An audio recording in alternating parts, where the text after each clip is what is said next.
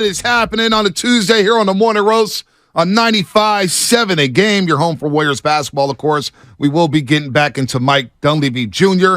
I just saw a funny tweet. NBA's X says no one wants Otto Porter Jr. He's always a layup away from being out 6 to 8 weeks, so a lot of people want Otto Porter Jr. out. NBA's X think differently here. That was just funny right there. But the Giants win 8 in a row. They're 12-4 in June. Yaz walks it off yesterday. 2 home runs in the bottom of the 10th inning. I love it. Love it, love it, love it. What's going on with the San Francisco Giants right now is they're 8 games over 500. They are rolling right now, but how are they going to keep this pitching staff intact? They are beat up. How are they going to duct tape this bad boy moving forward? We'll talk to Dave Flemming in just a second here as we say good morning to everybody out there getting off their graveyard shift. If you're at work, what is happening? If you're getting ready for work, what is going on? All the kids out of school look like they had a great time at the yard yesterday. 35,000 in Oracle last night. Packed, absolutely packed, and it just feels like the Giants are humming right now. Feels like the community is wrapping their arms around their team, loving them again, and it's the combination of guys that we kind of have grown to really like over the last couple of years. Yastrzemski, Crawford, Logan Webb, contributing over the weekend. And then now you got all these young guys infused in there. And Camilo Duvall, who's been here for a couple of years, but seeing Casey Schmidt draw a walk late in that game. Seeing Patrick Bailey hit a sac fly as Yastrzemski scores from third. Seeing Yaz go yard late in the game. Patrick Bailey throwing somebody out at third base. Like, all the things are ticking right now, and the bullpen looks spectacular. Yeah, no doubt. By the way, on this day last year, we were out at Market Street. We're on Market Street broadcasting for the parade. That was 1 year ago today? That was 1 year ago today. Oh, boy. Today we get to celebrate what a difference. Mike Yastrzemski going splash landing. Got wet last night in the 10th inning. That's right. Let's talk to David P. Flemming here on the Morning Roast on 95.7 A Game. We do it every single week. Also got to get some golf. Dave, I got to tell you, Flem, I am all in on golf now. I got some clubs. I've been hitting the driving range. We got to talk golf at the end of this interview. I feel so bad for Ricky Fowler, but Wyndham Clark, what a performance down at the L.A. Country Club. I swear, Flemming, I had the Giants on the iPad and the U.S. Open on the big 65-inch big screen, watching the third and fourth rounds. I can't believe what I'm turning into at this age. Joe, he caught the bug, didn't he? Huh? He did. Absolutely. He was bit. Yeah, it's very contagious, and you can't ever cure it, I don't think. No, I'm all in. My swing is horrible right now, Flip, but I'm working on it, man. It doesn't look like Yaz's either right now. Look, there was so much to take away from last week in St. Louis and the way they took apart the L.A. Dodgers over the weekend. Look, we've been skeptical on this team all season long, Shasky and I. After that all season, we felt like we were just hit the gut, punched in the gut. But I'm back in, man. And that win in St. Louis last Wednesday kind of did it for me with Yaz going yard with 2 strikes and 2 outs down to the last strike, last out. He goes yard. They win that game in extras. And it's carried over until last night as they come back again against the Padres and set the tone in this 4-game series. What a show by the Giants in the month of June. Yeah, it's pretty fun. I mean, and I think you guys said it there. It's contributions from everybody. It's not one guy, which, that's sort of the contrast to this series, right? The Padres are top heavy and their stars carry the load, although last night, they had some balance too, but that's how they're sort of designed, and the Giants are designed a little differently, and everybody was upset about that in the offseason and what a disastrous offseason it was, and this team is no fun, and they don't have any stars, and they don't have anybody I can root for. And I think, when we were talking early in the year, that's what I was cautioning against. Like, okay, you can feel that way, but there are some players who are fun players to watch and who are getting better at the big league level and have a chance to establish themselves as that kind of level player. And then mix in the young guys. It's obviously a fun team to watch right now, and so I'm glad that hopefully everybody had a little patience with this and has let it play out. Is it always going to be as dramatic as it has been the last week? No, but they got a great thing going. They're a confident team, and I think they're a really good team. I do. Yeah, and I think how they're assembled right now, we looked at someone like Brandon Belt, and I feel like unfairly he got miscast as a middle-of-the-order guy, and so we expected, Willie McCovey kind of numbers from him because he plays that position, and he should be batting 3, 4, and 5. And I look at Yaz in a similar way where it's like he's been asked to carry the team in years past in the 3-hole, in the 4-hole, and it's almost unfair. Now he's in the 5-hole. Sometimes he's in the 6-hole, 7-hole, and you got Wade Jr. and Estrada kind of setting the deck at the top of the lineup. It feels like things are slotting just right, and someone like Yaz, who's flying under the radar right now, is having like a resurgent year. I think the shift also plays into that, but like having guys in the right spot in the order and having Lamont Wade at the top, I feel like it's solidified everyone else's spots. Yeah, I agree with that, and I think that's that's kind of the value of Haniger's out right now. But when Haniger was in there and Conforto's in there and J.D. Davis, is kind of a middle of the order type presence. There were games on this last road trip where against a right-handed starter, Mike Yastrzemski was hitting 7th, and he's got a 900 OPS against right-handed pitching. Like 900 means you're really, really good. That is a high level of performance. And that guy was hitting 7th, and it was like, wow, okay. They do have more depth than they've had, and the depth also has popped up here with these injuries. I mean, the Giants have lost 7 guys over the course of this 8-game winning streak have gone down hurt. Now, not every single one of them has gone on the injured list, but Casey Schmidt is compromised. J.D. Davis is definitely compromised. Wilmer's on the IL. Cobb's on the IL. Brebbia, Alexander, Haniger breaks his arm. I mean, another team, that happens all in that's 1 week. The Giants have lost all those guys, and they've kept winning. And that's how this roster is pretty full. And it's tantalizing to think, gosh, can't they just get everybody healthy at one time? We had it for about 5 days, it felt like. And maybe towards the end of the year we will get it again.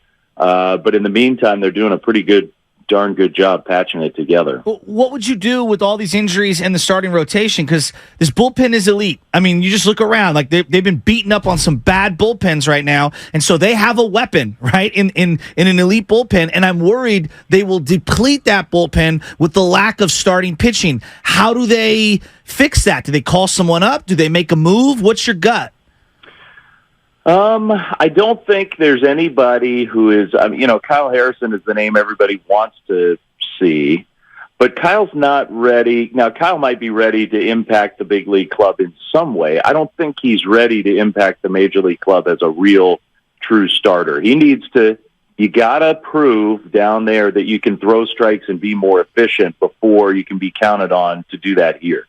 So he's made some real strides in that department, but the likelihood that he's going to come up here and knock out 5 or 6 innings for you just isn't real great based on the track record. Could he come up and pitch like 3 really spectacular innings? He probably could, with a lot of pitches and some walks mixed in and some inefficiency, but just the great pure stuff. That may not be exactly what the Giants need right now.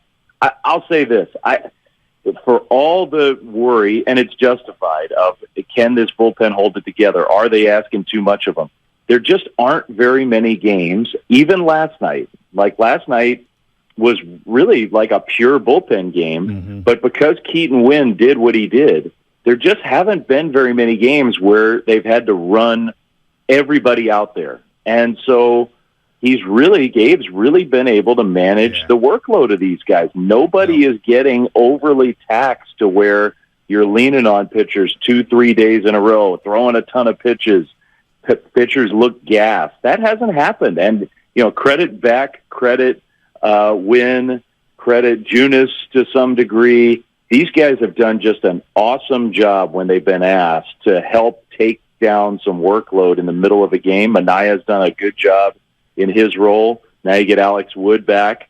I think they can keep piecing it together with that sort of approach. I do. No, that's a good point there. We're talking to Dave Flemming here on the Morning Roast on 95.7 The Game, the voice of the San Francisco Giants. You catch him on college basketball, football, on ESPN, as well as golf. He knows it all here on the Roast. And if you're looking for the best Giants talk in the Bay Area, check out Garlic Fries and Baseball Guys podcast with Joe Shasky and Sam Lum. They bring you all you need to know about the Giants this season. All right, DeSclafani, 2 big starts this week, tonight and against the Diamondbacks. He's got to get going here, but I want to discuss Camilo Duvall because I'm in love with this guy.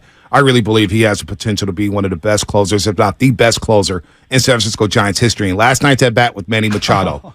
Flemming, take us through that. 11 pitches. He's throwing 100-mile-an-hour cutters, and he finally gets that slider. Machado kind of looks at him saying, okay, you got my respect, man. You're the real deal. Take us through Camilo Duvall, getting through these moments here as a young closer, man. I can't get enough of him, Flem.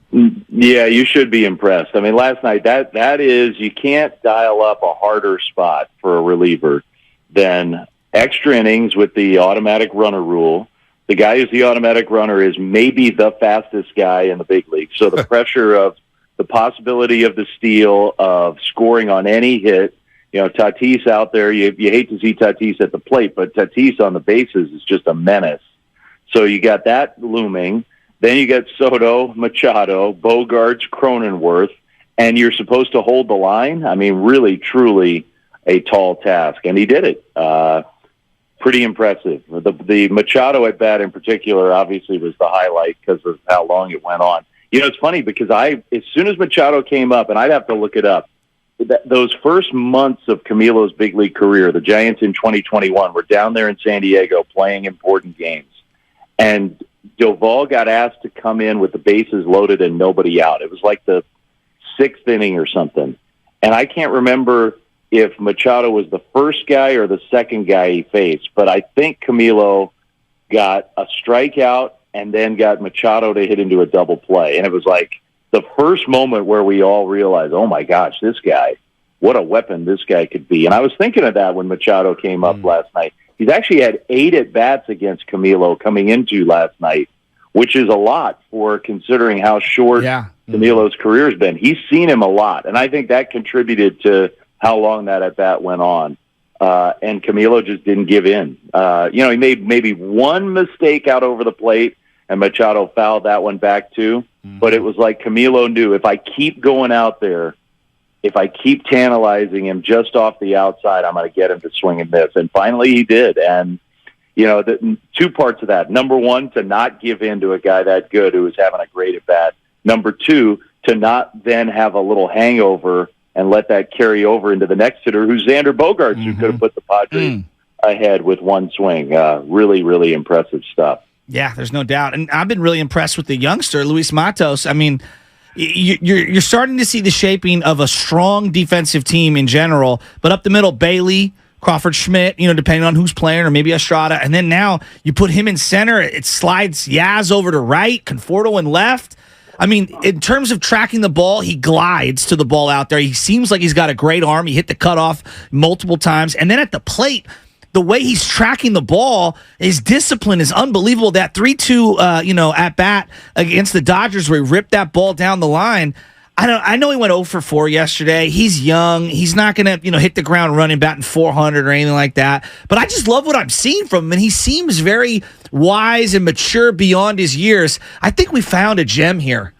Yeah, I do too. He's very confident, that's for sure. Like he feels like he belongs. Some guys come up at that age and it's wide-eyed, and gosh, look at all the players that I grew up looking up to, and I'm competing against them. Matos is looking at Tatis and Machado going, those were his role models probably in a lot of ways, and he's playing against them now, and it doesn't look like he's fazed by that at all. I think that at bat you mentioned in L.A.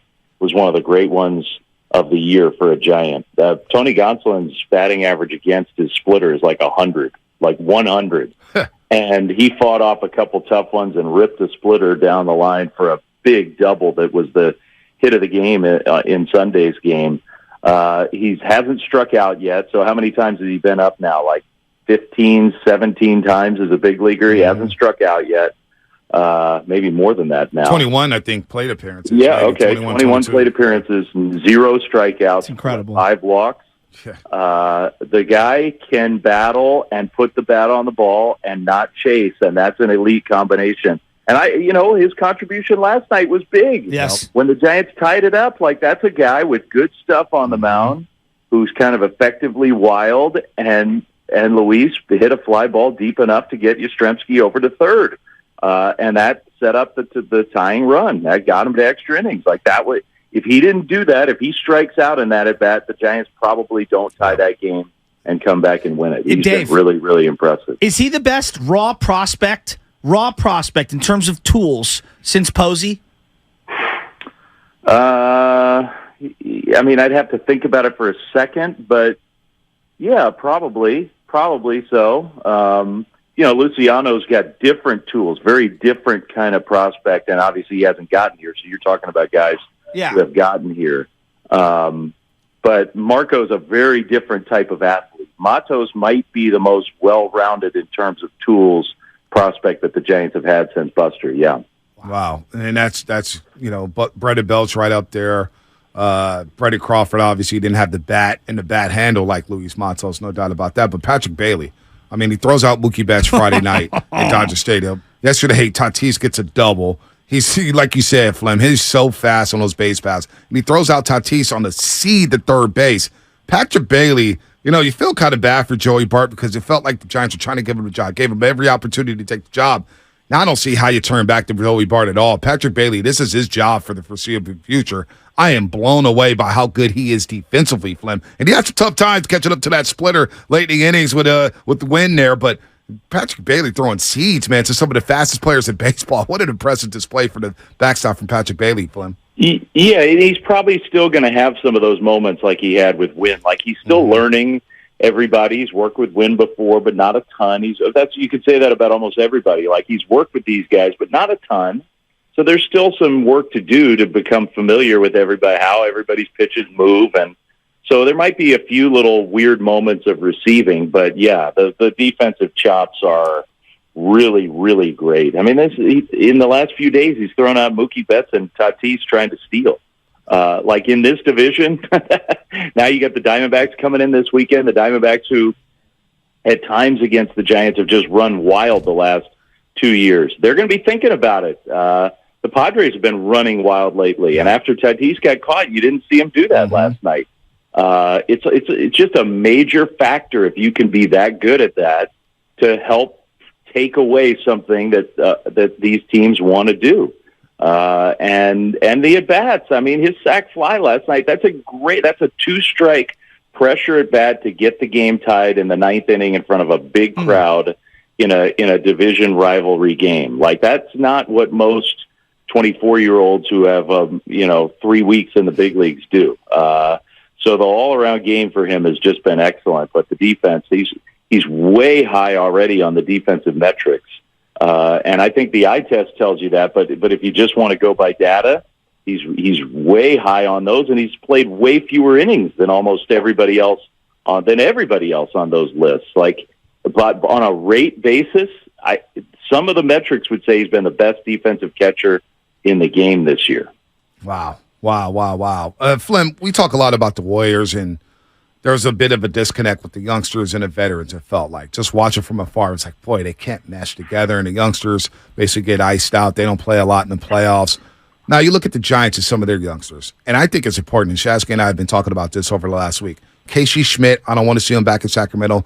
Being around Brendan Crawford, learning how to be a professional on and off the diamond, I think is important for his future. Patrick Bailey already feels like a veteran, but Luis Matos having Wilmer Flores and Tyro Estrada there, I think is going to help him long term. Is there something to that, having the veterans kind of wrap their arms around them and embrace these youngsters, saying, hey, we know they can help us win, but also let's help them for the foreseeable future so they could be better pros down the line?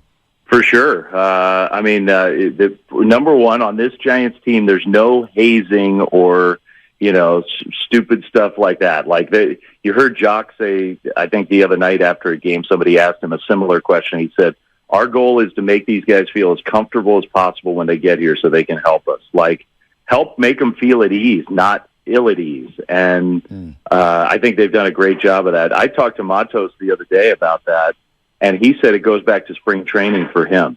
Like Tyro and Wilmer, especially those two, both from Venezuela like he is, took him under their wing and in spring training. And so when Luis got called up on this road trip, he had familiar faces, guys he had a relationship with. He could come in, look to them. Okay, where's my locker going to be? What am I, what's our routine here? All those, just the little stuff that can cause anxiety. And those guys helped him out. And Luis told me that it's going back to spring training so that it didn't even have to happen here. It is a really important thing. It's a cool dynamic. You shouldn't take that for granted. but it's happening with this Giants team right now. Yeah, I agree. I feel like the community's wrapping their arms around them right now, the Giants. There's 35,000 there last night.